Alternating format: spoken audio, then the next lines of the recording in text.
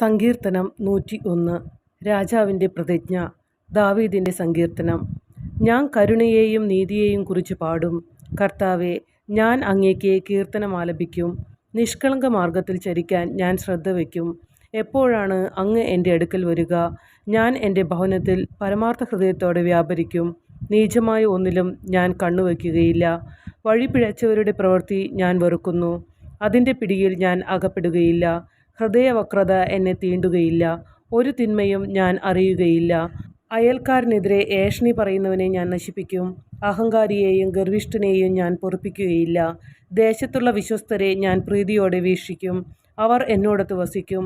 നിഷ്കളങ്ക മാർഗത്തിൽ ചരിക്കുന്നവൻ എൻ്റെ സേവകനായിരിക്കും. വഞ്ചന ചെയ്യുന്ന ഒരുവനും എൻ്റെ ഭവനത്തിൽ വസിക്കുകയില്ല. നുണ പറയുന്ന ഒരുവനും എൻ്റെ സന്നിധിയിൽ തുടരാനാവുകയില്ല. ദേശത്തെ ദുഷ്കർമ്മികളെ പ്രഭാതം തോറും ഞാൻ നിഗ്രഹിക്കും. കർത്താവിൻ്റെ നഗരത്തിൽ നിന്ന് അധർമ്മികളെ ഞാൻ നിർമ്മാർജ്ജനം ചെയ്യും.